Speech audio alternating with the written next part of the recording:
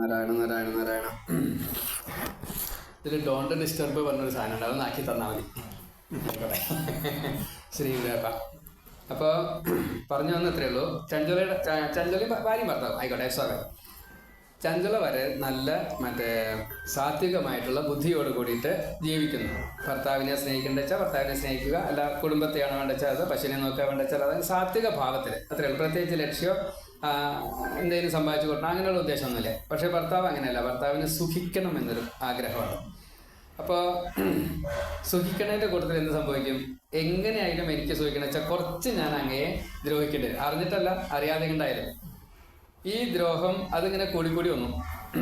ചഞ്ചലയ്ക്കാണെങ്കിലോ തൻ്റെ ആ ഒരു പ്രവൃത്തിയിൽ ന്യൂനം വരുന്നുണ്ടോ, അല്ലെങ്കിൽ ഈ ഭർത്താവിന് സുഖമല്ലാതെ കണ്ടു വരുന്നുണ്ടോ എന്നുള്ള തോന്നൽ ചഞ്ചലയ്ക്കുള്ളത്. പക്ഷെ ആ സമയത്തേക്ക് ഇയാൾ കൂടുതൽ ചീത്തയെന്ന് മാത്രമല്ല, എല്ലാ ദ്യോതം പാനം സ്ത്രീയസ്തൂന 4 തുടങ്ങി, കള്ളുടിയോ എന്തൊക്കെ വേണ്ട ചൊക്കെ തുടങ്ങി. അപ്പോൾ കാരണം എന്തായി, ആകെ പ്രശ്നമായി. ഈ ഒടുക്കത്തെ സ്ത്രീയ എന്നുള്ളതും കൂടി ഉണ്ടായപ്പോൾ ചഞ്ചലയ്ക്ക് ഭർത്താവിനെ കിട്ടുന്നേ ഇല്ല. ഈ ചന്ദനം ചാരിയ ചന്ദനം മണക്കൂല എന്ന കൂട്ടത്തിലൂടെ ചാണക ചാരിയത്. അപ്പോൾ ചഞ്ചലയ്ക്കും അത് തോന്നി, എനിക്കും വേണമെന്ന് തോന്നി. അപ്പോൾ ചഞ്ചല എന്ത് ചെയ്തു, അന്യപുരുഷന്മാരെ സ്വീകരിക്കാൻ തുടങ്ങി. പക്ഷേ അപ്പോൾ സ്വീകരിക്കുമ്പോഴും ഇതിനെ ഭർത്താവായി കണ്ടുകൊണ്ട് സ്വീകരിച്ചത് അന്യപുരുഷനെയാണ്, പക്ഷെ ഭർത്താവായി കണ്ടുകൊണ്ട് സ്വീകരിച്ചു. ഭർത്താവ് എനിക്ക് എൻ്റെ അടുത്ത് വരാനിട്ടല്ലേ. ഭർത്താവ് ഇതറിഞ്ഞു. ഭർത്താവ് ചോദിച്ചു, എന്താ നീ ഇങ്ങനെ ചെയ്യണമെന്ന് ചോദിച്ചു. എനിക്കും വേണം, അങ്ങേക്ക് മാത്രം പോരാ എന്ന് പറഞ്ഞു. അപ്പോൾ അത് ശരിയല്ല എന്ന് പറഞ്ഞു. അല്ല, എന്നാൽ അങ്ങ് പോണ്ട, അത് പറ്റില്ല എന്ന് പറഞ്ഞു. അപ്പോൾ വാശി പിടിച്ചിട്ട് അവസാനം തീരുമാനിച്ചത് എന്താ അറിയോ, എന്നാൽ നീ കാശ് വാങ്ങിയിട്ട് ചെയ്യാം, ഞാൻ എനിക്ക് അവിടെ കൊടുക്കാനുള്ള കാശ് നീ തരാം. മനസ്സിലായില്ലേ? അത് വാങ്ങി അതേപോലെ തന്നെ ജീവിച്ചു. ഇദ്ദേഹം ആദ്യം മരിച്ചു. വളരെ യാദൃശികമായിട്ട് ചഞ്ചല അങ്ങനെ പോണ വഴിക്ക് ഒരു ആചാര്യൻ നിന്നിട്ട് ശിവപുരാണം വായിക്കുക, ശിവന്റെ അമ്പലത്തിൽ നിന്നിട്ട് അവിടെ ചെന്നപ്പോൾ ഭിക്ഷയ്ക്കാണ്. അതൊന്നും ഇല്ലാണ്ടേ, കാരണം ഇയാളൊക്കെ നശിപ്പിച്ചിട്ടാണ് പോയത്. അപ്പോൾ അവിടെ ചെന്നപ്പോൾ ഈ പറയുന്ന ഭാഗം നിരയം, അതായത് നരകത്തിനെ പറ്റിയുള്ള വിസ്താരമാണ്. അപ്പം അതിൽ പറയുന്നത്, ഒരു നരകമുണ്ടല്ലോ, ഈ വേശ്യാവൃത്തി ചെയ്ത് കഴിഞ്ഞാൽ ഈ ഇരുമ്പിൻ്റെ പ്രതിമ ചുട്ട് പഴുപ്പിച്ചിട്ട് അതിനെ ആലിംഗനം ചെയ്യിക്കുകയാണ് ചെയ്യുക. അത് എത്ര കാലമാണോ ചെയ്തെന്ന് വെച്ചാൽ അത്രയും കാലം അതിങ്ങനെ ജീവൻ പോവില്ല, വീണ്ടും 2ാം ജീവൻ വരും. കാരണം ശരീരത്തിൽ ഇങ്ങനെ വീണ്ടും ആവർത്തനം വരുന്നത് കേട്ടപ്പോൾ ചഞ്ചലയ്ക്ക് പേടി. കാരണം താൻ തെറ്റ് ചെയ്തു, ഭർത്താവിനെ വിചാരിച്ചില്ല, പണ്ട് കാര്യമില്ല, സംഗതി തെറ്റല്ലേ. ഇത് വായന നിർത്തിയപ്പോൾ അവിടെ ചെന്നിട്ട് ചോദിച്ചു, ഗുരുവിനോട് ചോദിച്ചു, ബ്രാഹ്മണനാണ്. അപ്പോൾ ഇങ്ങനെ വേണ്ടിവരുമോ എനിക്കും ചോദിച്ചു. ആ വേണ്ടിവരുമെന്ന് പറയും. അത് ഇല്ലാണ്ടൊക്കെ എന്താ വേണ്ടത് ചോദിച്ചു. ഈ 9 ദിവസം 11 ദിവസം കൂടി ഇരുന്നോളൂ പറഞ്ഞു. 11 ദിവസം ഇവർ ഇരുന്നിട്ട് വായന കേട്ടോളൂ, അത് ശരിയാവുമെന്ന് പറഞ്ഞു. അങ്ങനെ 11 ദിവസം ഈ ശിവപുരാണം കേട്ടു. ചഞ്ചലയ്ക്ക് മുക്തി. കാരണം ഇവിടെ ചഞ്ചലയുടെ മനസ്സ് പിഴച്ചിട്ടില്ല, ശുദ്ധമായിട്ടുള്ള ഭാവത്തിലാണ്. ഭർത്താവിൻ്റെ മനസ്സ് വളരെയധികം പിഴയ്ക്കുകയും ചെയ്തു. ഈ ചഞ്ചല നേരെ പോയത് കൈലാസത്തിലേക്കാണ്. ശ്രീപാർവതിയുടെ തോഴിയായിട്ട് മാറി. അപ്പോൾ ശ്രീപാർവതിയെ കുറേ കാലം സേവിച്ചു അവിടെ ഇരുന്നിട്ട്. വളരെ യാദൃശികമായിട്ട് ഭർത്താവിൻ്റെ കാര്യം ഓർമ്മ വന്നു. അപ്പോൾ പാർവതിയോട് ചോദിച്ചു, എൻ്റെ ഭർത്താവ് എവിടെ ഇരിക്കണം, ഒന്ന് രക്ഷിക്കാൻ പറ്റുമോ ചോദിച്ചു. അപ്പോൾ പാർവതി നല്ലോണം മനസ്സിലാക്കി, ഒക്കെ വേഗം കഴിയുമല്ലോ, ക്ഷണം കഴിയുമല്ലോ. അപ്പോൾ തുമ്പുരു എന്നുള്ളൊരു ഗന്ധർവനെ വിളിച്ചു പറഞ്ഞു, ചഞ്ചലയുടെ ഭർത്താവിനെ ശുദ്ധീകരിച്ച് കൊണ്ടുവരാൻ വേണ്ടി പറഞ്ഞു. അപ്പോൾ ഈ മഹേന്ദ്രഗിരിയുടെ അവിടെ പർവ്വതം ഏതായിക്കോട്ടെ, പർവ്വതത്തിൽ അവിടെ മഹാപ്രേതായിട്ട് വാദ്യരൂപധരനായിട്ട് നമ്മുടെ ഭാഗവതത്തിലെ തുന്തുകാരിയില്ലേ, അതേപോലെ സഞ്ചരിക്കുകയാണ് മൂപ്പര്, എല്ലാവരെയും ബുദ്ധിമുട്ടിച്ചുകൊണ്ടും വിഷമിച്ചുകൊണ്ടും. അപ്പോൾ വരുതിയിൽ നിർത്താൻ പറ്റില്ല എന്ന് തുമ്പുരു ഗന്ധർവന് മനസ്സിലായി. വളരെ സന്തോഷത്തോടും ഞാനത് ചെയ്തോളാമെന്ന് ഏറ്റിട്ടും പാർവതിയുടെ ആശീർവാദം വാങ്ങി മഹാദേവന്റെ പാദം പിടിച്ചു ആശ്രയിച്ചിട്ടാണ് ഇവിടെ വന്നത്. അപ്പോൾ ഞാൻ കാര്യം നടത്തിയിട്ടുണ്ട് പോകാനായിട്ട്. അപ്പോൾ ഇവിടെ വന്നപ്പോൾ വരുതിയിൽ പെരുന്നില്ല എന്ന് മനസ്സിലായി. അപ്പോൾ കെട്ടിയിട്ടു എന്നാ, വെറും കെട്ടലല്ല, ഇവർക്ക് പല സൂത്രവിദ്യകളും ഉണ്ടല്ലോ. ഇവിടെ ശരീരമില്ലാത്ത കെട്ടാണ്, വാതാണ്, എന്നുവെച്ചാൽ കാറ്റാണ്, കാറ്റിൻ്റെ രൂപത്തിലാണ് നിൽക്കുന്നത്. എന്നിട്ടും ആ ജീവനെ കെട്ടിയിട്ടു, അനങ്ങാൻ പറ്റാത്ത രീതിയിൽ കെട്ടിയിട്ടു. അങ്ങനെ കെട്ടിയിട്ടതിന് ശേഷം ഈ ശിവപുരാണം മുഴുവനെ പറഞ്ഞു വായിച്ചു. അതിൻ്റെ രീതിയിൽ എങ്ങനെയാ വെച്ചാൽ അങ്ങനെ, ഇപ്പം നമ്മുടെ രീതിയിൽ ആയിക്കോളം ഇല്ല, നന്നായിട്ട് വായിച്ചു. ആ പ്രേതമുക്തി വന്നു. നേരെ ഈ ശിവപാർവതിമാരുടെ അടുത്തേക്ക് എത്തി, ഇവിടെ കൊണ്ടുവന്നു. അപ്പോൾ അങ്ങോട്ടും ഇങ്ങോട്ടൊക്കെ, അപ്പോൾ ശിവൻ്റെ പാർശ്വനായിട്ട് അദ്ദേഹം മാറി. അവിടെ എന്താ ചെയ്തത്? കെട്ടിയിട്ടു. എന്ന കൂട്ടത്തില് നാം എന്ത് ചെയ്യണം? നമ്മെ തന്നെ എവിടെയാണോ ഉപാസന ചെയ്യുന്നത് അവിടെ കെട്ടിയിടണം. അപ്പൊ നമ്മൾ ഇവിടെ ഇരിക്കുകയാണ്, ഈ പിണ്ടശരീരം ഇവിടെ ഇരിക്കുന്നുണ്ട്, പക്ഷെ മനസ്സെവിടെയാ? മനസ്സെവിടേക്കോ ആണ് പോകുന്നത് അല്ലേ? ഈ ഓടിപ്പോകുന്ന മനസ്സിനെ എന്ത് ചെയ്യണം? ഓടിപ്പോകാൻ വിടുകയും വേണം. അവിടെ എത്തിക്കഴിഞ്ഞാൽ അപ്പം തന്നെ തിരിച്ച് ഇവിടേക്ക് എത്തിക്കണം. കെട്ടിയിട്ടു വെച്ചാൽ പിന്നെ അതന്നെയാവും മനസ്സിൽ.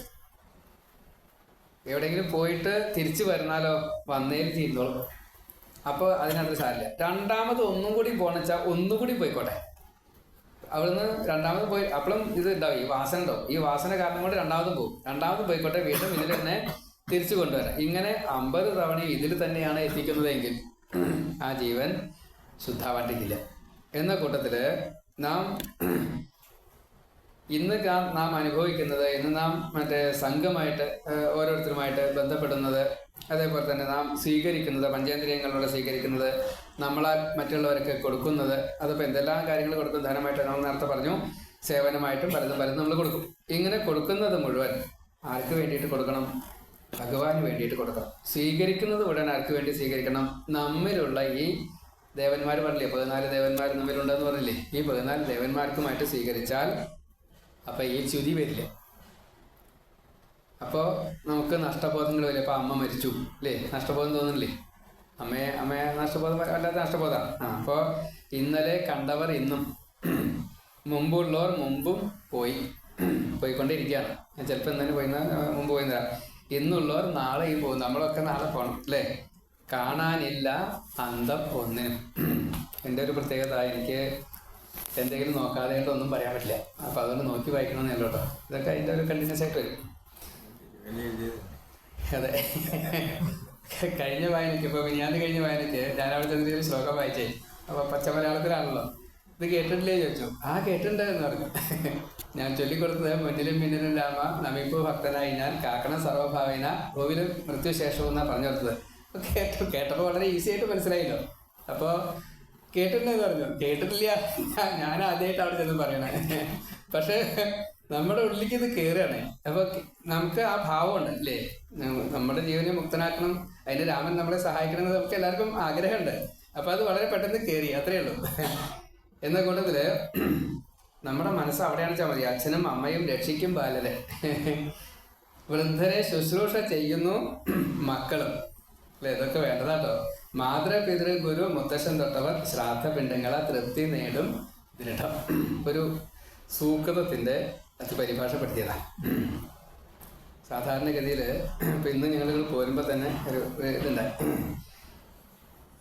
നമുക്ക് സാധാരണഗതിയിൽ അച്ഛനും മകനും, അതേപോലെ അമ്മയും അച്ഛനാകുമ്പോൾ അത്ര ഇല്ല, സാറില്ല, അമ്മയും പേരക്കുട്ടി തമ്മിലിപ്പോൾ അങ്ങനെയാണല്ലോ. അപ്പോൾ അമ്മമാർ സാധാരണഗതിയിൽ പേരക്കുട്ടികളെ നോക്കാൻ വേണ്ടിയിട്ട് ആയപ്പണി ചെയ്യുന്നവരല്ലേ അല്ലേ? അല്ലാതെ ആണ്. അപ്പം അതാണ് തർക്കമായത്. അതായത് മകനെ ശാസിച്ച് അങ്ങനെ വേണം വളർത്താനായിട്ട്. മകന് നമ്മൾ അങ്ങട് കൊടുക്കുക, വേണ്ടത് എന്താണെന്ന് വെച്ചാൽ അതൊക്കെ അങ്ങട് കൊടുത്തിട്ട് ശാസിച്ച് അവനെ നേരേക്കുക. പേരക്കുട്ടിയെ നമ്മൾ അങ്ങട് കൊടുക്കുക എന്ന് പറയാന്നേ ഉള്ളൂ, അവനിൽ നിന്ന് ഇങ്ങോട്ട് പറഞ്ഞ. പേരക്കുട്ടിയുടെ ലാളന നമ്മൾ അങ്ങോട്ട് കൊടുക്കുന്നത്, അവൻ ഇങ്ങോട്ട് തരുന്നതിന് നാം വല്ലാത്തൊരു ആരോടെ കൂടുതൽ സ്നേഹം ഉണ്ടാവുക? പേരക്കുട്ടിയോടാണ്. മകനിലൊരു അധികാര ബോധമുണ്ട്. എൻ്റെ പേരക്കുട്ടി എൻ്റെ മകൻ്റെ, എൻ്റെ മകളുടെ. ചിലപ്പോൾ ഇൻ ബിറ്റ്വീൻ പറ്റില്ല പറയും.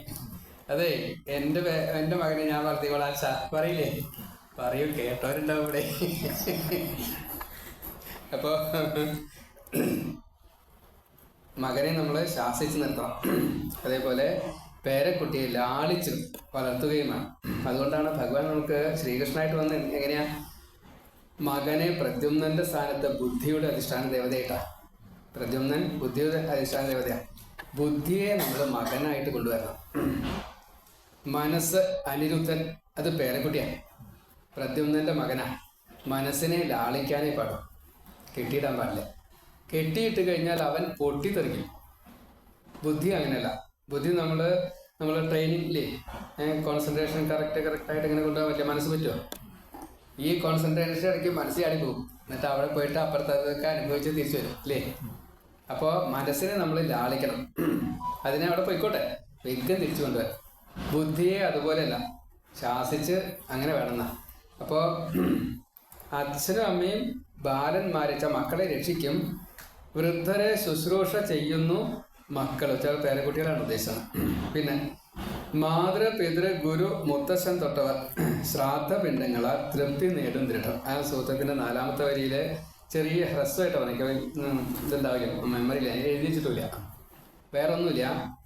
നമ്മൾ സാധാരണ ഈ അപമൃത്യമൊക്കെ ചെയ്ത് അങ്ങനെയൊക്കെ സംഭവിച്ചാൽ നമ്മൾ അതിനെ പരിഹാരം ചെയ്യാൻ വേണ്ടിയിട്ട് മറ്റെവിടെയൊക്കെ പോകുമ്പോൾ, അതല്ലെങ്കിൽ നമ്മളിപ്പോൾ അച്ഛനമ്മയും മരിച്ചു കുറച്ച് 7 കൊല്ലം കഴിഞ്ഞു, പിന്നെ മറ്റേ തിരുനെല്ലി അല്ലെങ്കിൽ തിരുനാവായ, കാശി അല്ലെങ്കിൽ ഗയ ഇവിടെയൊക്കെ പോയിട്ട് ചെയ്യുമ്പോൾ അവർ മുഴുവൻ വീടാൻ വേണ്ടിയിട്ട് 7 തരത്തിൽപ്പെട്ടതായിട്ടുള്ള പിതൃക്കൾക്ക് മുക്കുതി കൊടുക്കാൻ വേണ്ടിയിട്ടുള്ള മാർഗം പറയും അല്ലേ, പിണ്ടം വയ്ക്കാൻ വേണ്ടി പറയും. അപ്പം അതിൽ സാധാരണ നമ്മൾ 7 തലമുറയ്ക്ക് പറയും, അത് അങ്ങനെയല്ല. അതിൻ്റെ ഒരു ചിട്ട പറയുന്നത്, ഞാനും എൻ്റെ അച്ഛനമ്മ അങ്ങനെയുള്ള ആ വകുപ്പ്, ഭാര്യ അച്ഛനമ്മ മക്കൾ, അമ്മ അമ്മയുടെ കുടുംബം ആണ പെണ്ണ് ആ ബന്ധം മുഴുവൻ, അച്ഛൻ അച്ഛൻ്റെ ആണ പെണ്ണ് ബന്ധം മുഴുവൻ.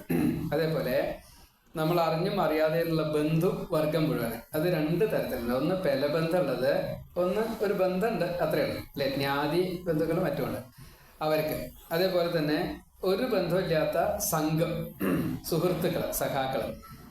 അതേപോലെ നമ്മളെ ഭരിക്കുന്നവർ, ഭരണകർത്താക്കൾ, മന്ത്രിമാരോ ആരെയും വേണ്ടില്ല. അതേപോലെ നമുക്ക് വിദ്യ പറഞ്ഞു തരുന്ന ഗുരുക്കന്മാർ. 7 ആയിട്ട് ഇപ്പോൾ ഈ 7 കൂട്ടർ അവരുടെ അച്ഛനമ്മയും അല്ലെങ്കിൽ അവരുടെ സ്ത്രീ പുരുഷ അവർക്ക് മുഴുവനും നമ്മൾ പിണ്ടം വെച്ചാലേ നമ്മുടെ ബന്ധം തീരുള്ളൂ. പിണ്ടം വയ്ക്കുമ്പോൾ അങ്ങനെയാണ്. എല്ലാ ദിവസവും നമ്മൾ ചെയ്യേണ്ടതോ അത് പഞ്ചകൃത്യങ്ങളാണ്, പഞ്ചയജ്ഞമായിട്ട്. മറ്റേ ദേവന്മാർക്ക്, ഋഷികൾക്ക്, അതിഥികൾക്ക്, പിതൃക്കൾക്ക്, പിന്നെ തിര്യജാതികൾക്ക്. അതിന് സസ്യജാലങ്ങളിൽ കൂട്ടണട്ടോ, എന്നാലേ മുഴുവനാവുള്ളൂ. എന്നാലും പഞ്ചയജ്ഞം അങ്ങനെ ചെയ്യണം. അപ്പോൾ നിത്യേന ചെയ്യേണ്ടതാണ്. അപ്പം ഇങ്ങനെ എല്ലാ അർത്ഥത്തിലും നാം അതാത് ദിവസങ്ങളിൽ ചെയ്യേണ്ടതായിട്ടുള്ള ഈ കർമ്മങ്ങളെ മുഴുവൻ, എന്തിനാണ് ഈ ആചാരാനുഷ്ഠാനങ്ങൾ വെച്ചെടുക്കുന്നത്? ചെയ്യാൻ വേണ്ടിയിട്ടാണ്. നമ്മളെന്താ പറയുക? അതിനെ നിഷേധിക്കരുത് അല്ലേ. അപ്പം നിഷേധിക്കുന്നവരെ ഭഗവാൻ ലിസ്റ്റിട്ടുണ്ട്, നാസ്തികന്മാർ. 2 തരത്തിലത്രേ. അതായത് അജ്ഞാനം എന്നാണ് അതിന് പറയാം, ശങ്ക. ഒന്ന് സംശയമാണ്, ഒന്ന് നിഷേധമാണ്. എന്തുകൊണ്ടാണ് നമ്മൾ നിഷേധിക്കുന്നത്? ചെയ്തില്ല വെച്ചാലും കുഴപ്പമൊന്നുമില്ല. അത് പ്രത്യക്ഷമായിട്ടാണെന്ന് വെച്ചാൽ അപ്പോൾ നമ്മൾ ചെയ്യും അല്ലേ. ഊണ് കഴിക്കാതെ എത്ര നേരം പ്രത്യക്ഷമാണ്, അപ്പം അത് ചെയ്യും. അതേപോലെ ഇപ്പോൾ അമ്മ കിടക്കേണ്ടതാണ്, അമ്മയ്ക്ക് വേണ്ടിയിട്ടൊക്കെ ചെയ്ത് തരുന്നില്ലേ. എൻ്റെ അടുത്തുണ്ട് ഒരു മഹാപ്രഭു, സാധാരണഗതിയിൽ ഒരു 10 വേലക്കാരെ വെച്ച് ചെയ്യാൻ ഉണ്ട്. പിന്നെ മക്കൾ മുഴുവൻ ഡോക്ടർമാരും അങ്ങനെയുള്ളവരാണ്. പക്ഷേ ഇദ്ദേഹം തന്നെ ചെയ്തു തരണം അമ്മയ്ക്കുള്ള സേവ. എന്താ കാരണം? അമ്മയോടുള്ള താല്പര്യം. കാശില്ലായിട്ടല്ല, സൗകര്യമില്ലായിട്ടല്ല, ആണ് പെണ്ണ് വ്യത്യാസമുണ്ട്. ഇപ്പം ഞാനും എൻ്റെ അമ്മയും 30 കൊല്ലം മറ്റേ മലമൂത്രങ്ങളൊക്കെ ശുശ്രൂഷിച്ച ആളാണ്. അപ്പോൾ ആ ഒരു ഭാവം വരാനുള്ള കാരണം എന്താ? അമ്മ അല്ലേ. എന്ന കൂട്ടത്തിൽ നമ്മുടെ കടമകൾ അതാത് സമയത്ത് വേണ്ട പോലെ ചെയ്യാൻ നമുക്ക് സാധിക്കുന്നു എങ്കിൽ അത് ഭഗവത് അനുഗ്രഹമാണ്, അത് ഭാഗ്യമുണ്ട്. അതില്ലാച്ചോരോ ഭാഗ്യമില്ല. അപ്പോൾ ഇത് ആചാരം അനുഷ്ഠാനമായിട്ട് ഓരോരുത്തർക്കും പ്രായത്തിനും കുലത്തിനും അനുസരിച്ച് പറഞ്ഞതിന് നമ്മൾ വർണ്ണാശ്രമ കർമ്മം എന്ന് പറഞ്ഞു അല്ലേ. എല്ലാവർക്കും അറിയാം. ആ കർമ്മങ്ങൾ അതാത് സമയത്ത് ചെയ്യുന്നവരാണ് ദേവന്മാർ പോലും എന്നുള്ളത് നമുക്ക് പറഞ്ഞു തന്നിട്ടുണ്ട് അല്ലേ. ബ്രഹ്മായേന കുലാലവത് നിയമിതോ ബ്രഹ്മാണ്ഡ ഭാണ്ഡോദരെ വിഷ്ണോര്യേന ദശാവതാര ഗഹനെ ക്ഷിപ്തോ മഹാസങ്കടേ ശംഭോര്യേന കപാലപാണിപുടകോ ഭിക്ഷാടനം സേവതേ സൂര്യോ ഭ്രമതി നിത്യമേവ ഗമനേ തസ്മൈ നമ കർമ്മണേ. കർമ്മസ്വരൂപിയായിട്ടുള്ള ഭഗവാൻ, കാലസ്വരൂപിയായിട്ടുള്ള ഭഗവാൻ, ജ്ഞാനസ്വരൂപിയായിട്ടുള്ള ഭഗവാൻ അല്ലേ. അതിൽ ഏറ്റവും പ്രധാനപ്പെട്ടതായിട്ടുള്ള നമ്മളെ സംബന്ധിച്ചത് അവരെ സംബന്ധിച്ചല്ല കേട്ടോ. പറഞ്ഞ ശ്ലോകം അവരെ സംബന്ധിച്ചാണ്. കുംഭാരനെ പോലെ സദാസമയത്ത് ബ്രഹ്മാവ് പണിയെടുക്കണോ ദുഃഖിക്കണോ, അനവധി അവതാരം എടുത്തുകൊണ്ട് വിഷ്ണു ദുഃഖിക്കണു. എല്ലാ ദിവസവും മഹാദേവൻ നമ്മുടെ അടുത്ത് വന്നിട്ട് ഒരു അല്ലേ കപാലം തലയോട്ടി കൊണ്ടുവന്നിട്ട് ഭിക്ഷ അയച്ചു വരികയാണ്. എന്താ അയക്കണത്? നിങ്ങൾ എന്തെങ്കിലും പാപം ചെയ്തിട്ടുണ്ടെന്ന് വെച്ചാൽ അതെനിക്ക് തരൂ. അതാ വന്ന് പറയണതേ. നമ്മൾ കൊടുക്കാറുണ്ടോ? ഇല്ല. നമശിവായ നമശിവായ നമശിവായ എന്ന് പറഞ്ഞാൽ ഈ കപാലത്തിലിട്ട് കൊടുക്കാൻ അതിൻ്റെ സങ്കല്പം. നമ്മുടെ പാവങ്ങളെ മുഴുവൻ കപാലത്തിട്ട് കൊടുക്കുക എന്നുള്ള സങ്കല്പം. ഇങ്ങനെ സദാസമയത്തും കഷ്ടപ്പെട്ടുകൊണ്ടിരിക്കുകയാണ് ത്രിമൂർത്തികൾ പോലും. അതേപോലെ തന്നെയാണ് സൂര്യനും നിത്യം ഭ്രമതി അല്ലേ, സഞ്ചരിച്ചു കൊണ്ടിരിക്കുകയാണ്. എന്തുമായിക്കോട്ടെ, നമ്മളും അതേപോലെ എന്ത് ചെയ്യണം? പ്രായത്തിനനുസരിച്ചും കുലത്തിനനുസരിച്ചും അതാത് സന്ദർഭങ്ങളിൽ നമ്മളെ കൊണ്ട് പറ്റാവുന്നത് മുഴുവൻ ചെയ്യണം. അങ്ങനെ ചെയ്തിട്ടില്ല വെച്ചാൽ കിം ക്ഷണസ്യ കുതോ വിദ്യ, കിം കണസ്യ കുതോ ധനം, കിം ഋണസ്യ കുത സൗഖ്യം, കിം ദൈവസ്യ കുതോ ഗതി. രാമായണത്തിലെ ഏറ്റവും ആദ്യമായിട്ട് എഴുത്തച്ഛൻ നമുക്ക് മലയാളത്തിൽ പറഞ്ഞു, അധ്യാത്മരാമായണത്തിൽ സംസ്കൃതത്തിലും പറഞ്ഞിട്ടുണ്ട്. ഈ നിമിഷം വെറുതെ കളഞ്ഞാൽ വിദ്യ കിട്ടില്ല എന്നാണ്. എല്ലാ സമയത്തും വിദ്യയ്ക്ക് വേണ്ടിയിട്ടാണോ നമ്മൾ പ്രവർത്തിക്കാറ്? അല്ല അല്ലേ. എല്ലാ സമയത്തും വിദ്യയ്ക്ക് വേണ്ടിയിട്ടാവണം പ്രവർത്തനം എന്നാണ്.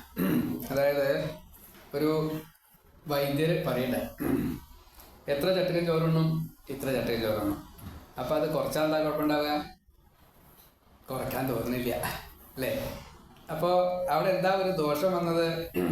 എത്രയാണോ വേണ്ടത് അതിനേക്കാൾ കൂടുതൽ സ്വീകരിക്കുന്നു എന്ന് വൈദ്യര് കൽപ്പിച്ചു. രോഗം വരാനുള്ള കാരണം അതാണ്. അതുകൊണ്ട് അത് കുറയ്ക്കാൻ വേണ്ടി പറഞ്ഞു. പക്ഷെ മനസ്സ് സമ്മതിച്ചില്ല. ശരീരത്തിനല്ല ആവശ്യം, മനസ്സിലായില്ലേ? അപ്പോൾ ശരീരത്തിന് ആവശ്യമുള്ളതിനെ മാത്രം സ്വീകരിക്കുക, ശരീരത്തിന് ആവശ്യമില്ലാത്തതിനെ നമ്മൾ അങ്ങനെ കണക്കാക്കണേ. രണ്ടായിട്ട് തന്നെ കണക്കാക്കണം. മനസ്സ്, ശരീരം അതൊക്കെ പ്രകൃതിഭാവമാണ്. മനസ്സ് ജീവൻ്റെ ഒപ്പം വരണത്. പക്ഷെ ജീവന് പ്രകൃതിഭാവമില്ല. നമ്മൾ ജീവൻ ബ്രഹ്മാംശമായിട്ടും മനസ്സും തൊട്ടുള്ള ശരീരം, അതിൻ്റെ ഇന്ദ്രിയങ്ങളോ എന്തൊക്കെ വെച്ചാൽ അതൊക്കെ ഭൗതികമായിട്ടാണ് വരിക, ലൗകികമായിട്ടാണ് വരിക. അപ്പോൾ അതിനെ നാം എത്രത്തോളം നിയന്ത്രിക്കാൻ സാധിക്കുമോ അത്രത്തോളം നിയന്ത്രിച്ചുകൊണ്ട് കുറച്ചായിട്ട് വേണ്ട വേണ്ട വേണ്ട, അതില്ലെങ്കിൽ കഴിയാം ഇല്ലേ, ഇങ്ങനെ കുറച്ച് കൊണ്ടുവന്നാലേ വൈരാഗ്യം കിട്ടാം. ഇങ്ങനെ വൈരാഗ്യം കിട്ടിയാൽ ഈ ജീവനെ ശുദ്ധിയാക്കാനുള്ള വിദ്യ കിട്ടുന്നു.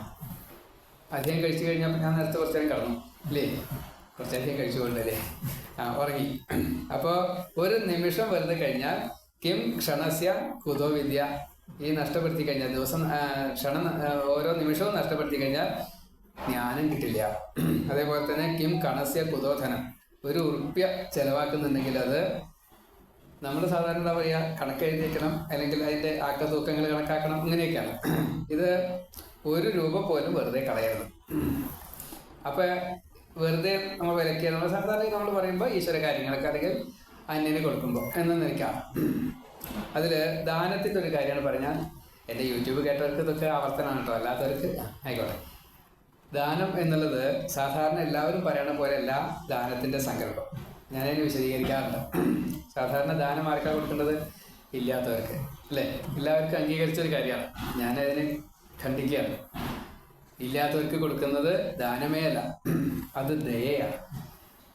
ഉള്ളവർക്ക് ദാനം കൊടുക്കണം.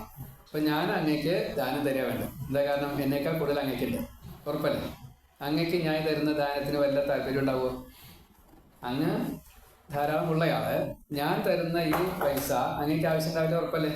അങ്ങനത്തെ ഞാൻ അങ്ങേക്കാണ് ധനം തരേണ്ടത്. എന്തിനു വേണ്ടിയിട്ട് അറിയോ?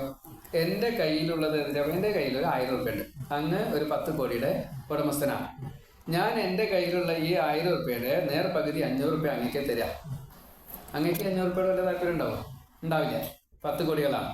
പക്ഷേ ഇത് അങ്ങ് വാങ്ങാൻ തയ്യാറായിരിക്കുക, ഞാൻ രക്ഷപ്പെട്ടു. ഇനി അതെന്താ വെച്ചാൽ കൊടുക്കണയാൾക്കും വാങ്ങുന്നയാൾക്കും തുല്യമാണ് ഇതിൻ്റെ ഭഗവാൻ തരുന്നതായിട്ടുള്ള സദ്ഫലം. അങ്ങ് വാങ്ങിച്ചാൽ അങ്ങയുടെ പുണ്യം, ഞാൻ തന്നു വെച്ചാൽ എനിക്ക് പുണ്യം. ഇത് അംഗീകരിക്കാൻ ലേശം പ്രയാസം ഉണ്ടാവും, പക്ഷെ ഞാൻ പറഞ്ഞാൽ മനസ്സിലാവും. എനിക്ക് ഇത് കഴിഞ്ഞ് കുറേ കഴിഞ്ഞാൽ ഒരു 10,000 രൂപയുടെ ആവശ്യം വന്നു. ഇത് ഞാൻ പറഞ്ഞിട്ടല്ല, അങ്ങ് ഇത് അറിയാണ്. അങ്ങക്ക് 10,000 രൂപ തരാൻ എനിക്ക് വല്ല പ്രയാസമുണ്ട്? എനിക്ക് 10,000 രൂപ തരാൻ എനിക്ക് വല്ല പ്രയാസമുണ്ട്? 10 കോടിയുള്ള ആൾക്ക് അങ്ങ് 10 ലക്ഷം തരാൻ തയ്യാറാണ്. പക്ഷേ അങ്ങ് ഒരു 10,000 രൂപ എനിക്ക് തന്നാലോ, എൻ്റെ കാര്യം അവിടെ നടന്നു. ഞാൻ ദാനായിട്ട് കണക്കാക്കിക്കൊണ്ട് ഒരു ദരിദ്രന് ഇത് കൊടുത്തു എന്ന് കൂട്ടാൻ, അത് തിരിച്ചു കിട്ടുമോ? നമ്മുടെ കാര്യം നടത്തി തരും. അങ്ങ് വാങ്ങിയത് എന്താ? ദാനമാണ്. അങ്ങക്ക് ഇവിടെ ചെയ്യാൻ സാധിക്കുന്നത് എന്താ? ഇവിടെ ഒരു വീഴ്ചയെ നിറവേറ്റി കൊടുക്കുക. ആർക്കാ പുണ്യം കൂടുതൽ കിട്ടുക? എന്നേക്കാൾ കൂടുതൽ പുണ്യമില്ല അങ്ങക്ക്. അപ്പോൾ ദാനം എങ്ങനെ കൊടുക്കേണ്ടത്? ധനവാനെ ദാനം കൊടുക്കാവൂ എന്നാണ്. അതായത് അതിൻ്റെ ഒരു വിധിയിൽ ഒരു കാര്യം പറയണത്, ആണും പെണ്ണും ഉള്ള അച്ഛനും അമ്മയ്ക്കും മക്കളായിട്ട് ആണും പെണ്ണും ഉണ്ടെങ്കിൽ അവർക്ക് ആണും പെണ്ണും ഉണ്ടെങ്കിൽ മാത്രമേ ആ ആൾക്ക് ദാനം കൊടുക്കാവുന്നതാണ്. അതായത് ഈ പ്രപഞ്ചം നിലനിൽക്കേണ്ടത് ഒരു ഒരു ഒരു ആവശ്യമാണ്. ആർക്കാവശ്യം? പാലകനായിട്ടുള്ള വിഷ്ണുവിന് ആവശ്യമാണ്. അപ്പോൾ അതിന് നമ്മുടെ ഉപാസന കറക്റ്റ് ആണെങ്കിലാണ് എൻ്റെ മകൻ പിണ്ടം വയ്ക്കാൻ വേണ്ടി എനിക്കൊരു മകൻ ഉണ്ടാവുള്ളൂ. എൻ്റെ മകളുടെ മകൻ ആയിട്ട് എനിക്ക് പിണ്ടം വയ്ക്കാൻ തയ്യാറുണ്ടെങ്കിൽ, അങ്ങനൊരു അനുഗ്രഹം എനിക്കുണ്ടെങ്കിൽ മാത്രമേ എൻ്റെ മകളുണ്ടായിട്ട് മകൾക്ക് മകൻ ഉണ്ടായിട്ട് എനിക്ക് പിണ്ടം വയ്ക്കുള്ളൂ. ഇങ്ങനെ 7 തലമുറ പോയിട്ട് പിണ്ടം വെച്ചാലേ എന്തുണ്ടാവുള്ളൂ? എനിക്ക് മുക്തി കിട്ടുള്ളൂ. 749 കൊല്ലം, 759 കൊല്ലം നമ്മുടെ ജീവൻ ഇവിടെ പൂർവം ആഫ്റ്റർ. അപ്പോൾ ഏകദേശം 1000 കൊല്ലത്തോളം നമ്മുടെ ജീവൻ ഇവിടെ ഈ ഭൂമിയിൽ ഇവിടെ സഞ്ചരിച്ചുകൊണ്ടിരിക്കും. അതാണ് സംസാരം. ആ സംസാരത്തിനെ ഇല്ലാണ്ടാക്കാൻ ഈ പാഥേയം തരപ്പെടണം. ആര് തരപ്പെടണം? ഈ പേരക്കുട്ടികൾ അല്ലേ? പേരക്കുട്ടികൾ അങ്ങനെ തരപ്പെടണം. അതിന് ഭാഗ്യം വേണിച്ചാൽ എന്ത് വേണം? ഭഗവത് അനുഗ്രഹം വേണോ? നമ്മുടെ പ്രവർത്തികൾ അങ്ങോട്ട് കൊടുത്താലല്ലേ ഭഗവാൻ അങ്ങോട്ട് തരുള്ളൂ. ഇങ്ങനെ ഒരു കണം പോലും ചെലവാക്കുന്നത് മുഴുവൻ എങ്ങനെ വേണം? ഈ ജീവന്റെ ശുദ്ധിക്ക് വേണ്ടിയിട്ട്, ജീവന്റെ ഉന്നതിക്ക് വേണ്ടിയിട്ടാവും. അല്ലാച്ചാൽ അത് നഷ്ടമാണ്. ഇനിയോ കിം ഋണസ്യ കുത സൗഖ്യം. അത് പിന്നെ എല്ലാവർക്കും അറിയാം. ലോൺ എടുത്തു കഴിഞ്ഞാൽ അല്ലേ, കടമുള്ളവർക്ക് ഒരു സുഖമില്ല, വിശദീകരിക്കുന്നില്ല. കിം ദൈവസ്യ കുതോഗതി. എന്ത് ദൈവം? എന്താ ദൈവം എന്നത്? ദൈവം എന്ന് വെച്ചാൽ വിധി എന്നാണ്. അനുഭവിച്ചതിനെയാണ് സ്വതേ ദൈവമായിട്ട് കണക്കാക്കുക. നമ്മളിപ്പോൾ രാവിലെ ഇവിടെ വന്നു, ഉച്ചയ്ക്ക് ഊണ് കഴിച്ചു. ഇപ്പോൾ ആദ്യം ആ സമയത്ത് കഴിഞ്ഞു. അതാണ് വിധി. ഇന്ന് എനിക്ക് ഇവിടുന്ന് ഉണയിക്കാനാണ് വിധി. ഇതാണ് വിധി. അപ്പോൾ നാം അനുഭവിക്കുന്നത്, അപ്പോൾ നമുക്ക് എന്തെല്ലാം കാര്യങ്ങൾ സുഖമായിട്ടും ദുഃഖമായിട്ടും ഉണ്ട് അല്ലേ? നമ്മൾ സാധാരണഗതിയിൽ എന്താ ചെയ്യുക? ദുഃഖത്തിന് നമ്മുടെ മനസ്സിനെ കൊണ്ടുവയ്ക്കും. അത് സുഖത്തിൽ കൊണ്ടുവച്ചൂടെ? മനസ്സ് അസ്വസ്ഥമാവാതിരിക്കാൻ നമുക്ക് എത്രത്തോളം സന്തോഷം ജീവിതത്തിൽ തുടക്കം മുതൽ ഒടുക്കം വരെ കിട്ടിയിട്ടുണ്ടോ അത് മുഴുവൻ സന്തോഷത്തിൽ മാക്സിമം ഏതാണോ അതിനെ സ്മരിച്ചു കഴിഞ്ഞാൽ അപ്പോൾ ആവർത്തനം വരില്ല എന്ന ചോദ്യം ഇല്ല എന്നാണ്. ചില കാര്യങ്ങൾ ആവർത്തനം വന്നാലും ദോഷമില്ല. അപ്പോൾ ഏറ്റവും കൂടുതൽ സുഖം തരാം എങ്ങനെയാണ്? എപ്പോഴാണോ ഭഗവാനും ഞാനുമായിട്ട് എൻ്റെ ഈ മനസ്സിനെ ബുദ്ധിയോട് കൂടിയിട്ട്, അഹം എന്ന ബോധത്തോട് കൂടിയിട്ട് ഈ ചിത്തത്തിൽ കൂടെ ഇരിക്കുന്നതായ സാക്ഷിയായിട്ടുള്ള ഭഗവാനുമായിട്ട് താതാത്മ്യം കിട്ടുന്നത്, അപ്പോൾ ഉണ്ടാവുന്ന സുഖമുണ്ടല്ലോ, ആ ആനന്ദം, അത് കിട്ടുന്നത് മാക്സിമം. അപ്പോൾ നാം അനുഭവിക്കുന്നതൊക്കെ ഇത് ഭഗവാൻ തന്നതാണ് എന്ന് അനുഭവിക്കുകയാണെങ്കിൽ, അനുഭവിക്കുന്ന സുഖങ്ങൾ മുഴുവൻ ഭഗവാൻ തന്നതാണെന്ന് വിചാരിച്ചാൽ ഈ സുഖം അല്ലേ, അത് ഒരു ഏണിപ്പടിയായിട്ട് കണക്കാക്കി പോകും. അങ്ങനെ സുഖം മാക്സിമം എനിക്കാര് തന്നു? ഭഗവാനായിട്ട് തന്നു. അപ്പോൾ ഭഗവാൻ ഞാനായിട്ട് ബന്ധം കിട്ടിയോ? പിന്നെ ആ ഭഗവാൻ ഞാൻ താഴ്ത്തിക്ക് പോരുമോ? ദുഃഖത്തിനെ കണക്കാക്കിയാലോ? ദുഃഖം തന്നിട്ടുള്ള ആളാരാച്ചാൽ അയാളോട് വിദ്വേഷമായി. ഇനി ഇവിടുന്ന് അങ്ങോട്ട് എവിടേക്കൊക്കെ പോവുക? അതാണ് ഈ കലി. ഷഡ്വൈരി, ഷഡോർമി, ഷഡരി ഒക്കെ വരുന്നത് ഇവിടുന്നാണ്. എങ്ങനെയൊക്കെ വരും? നമുക്ക് അയാളോട് ദേഷ്യം ഉണ്ടാവില്ല, ഉറപ്പല്ലേ? നമ്മുടെ എന്തോ ഒരു ആഗ്രഹം സാധിച്ചില്ല എന്ന കാരണം കാമം, ആദ്യത്തെ കാമാണ്. പിന്നെ അത് കഴിഞ്ഞാൽ ക്രോധമാണ്. ക്രോധം കഴിഞ്ഞാൽ പിന്നെ അടുത്തത് ലോഭമാണ്. എന്ത് കിട്ടിയാലും പോരെ, എത്ര കിട്ടിയാലും പോരെ, കാരണം ഇയാളെ കൊല്ലാൻ ഞാൻ കുട്ടിയെ പറ്റുന്നില്ല. അപ്പോൾ കൂടുതൽ തുടങ്ങി കാമം, ക്രോധം, ലോഭം. അത് കഴിഞ്ഞാലോ മോഹായി അല്ലേ, ഞാൻ ഈ ദേഹമാണ്, ഈ ദേഹത്തിനെ എന്നെ പ്രകാരത്തിൽ അവമാനിച്ചു, ഈ ദേഹം ഞാൻ കൊണ്ട് സമ്പാദിച്ചതിനെ ഇതാ നഷ്ടപ്പെടുത്തി അല്ലേ. കാമം, ക്രോധം, ലോഭം, മോഹം. അത് കഴിഞ്ഞാൽ പിന്നെ കുറച്ചെന്തെങ്കിലും സമ്പാദിച്ചു എന്ന് കൂട്ടുക, മതമായി, ഞാനാരാ ആവും. മതം കഴിഞ്ഞാലോ മത്സരായി, എന്നേക്കാൾ മീത് അയാളെന്ന് വെച്ചാൽ മത്സരായി. ഈ ഷഡ് വൈരി, അതായത് 6 പേര് ആരാ? നമ്മുടെ വൈരികളാണ്, ശത്രുക്കളാണ്. എങ്ങനത്തെ ശത്രുക്കളാണ്? നമുക്ക് വൈരമുണ്ടാക്കുന്ന ശത്രുക്കളാണ്, നമ്മളെ അധപ്പതിക്കുന്നതായിട്ട് ശത്രുക്കളാണ്. അപ്പോൾ ഷഡ്വൈരി ജയം നിർബന്ധമാണ്. ഇനി അടുത്തതോ ഷഡ് ഊർമി, വിശപ്പ്, ദാഹം ഒഴിവാക്കാൻ പറ്റില്ല അല്ലേ. ആദിവ്യാധി ഒഴിവാക്കാൻ പറ്റില്ല. ജരാനര ഒഴിവാക്കാൻ പറ്റില്ല. ഇതൊക്കെ ഒഴിവാക്കാട്ടോ. എങ്ങനെ അല്ലേ? നമ്മൾ ചില വയസ്സന്മാരെ കണ്ടിട്ട് പ്രചരണം ചിലപ്പോൾ ഉണ്ടാവും, തല നരയ്ക്കാത്ത വയസ്സന്മാരുണ്ടാവും, മനസ്സിന് ജരാനര ബാധിക്കാത്ത വയസ്സന്മാരുണ്ടാവും.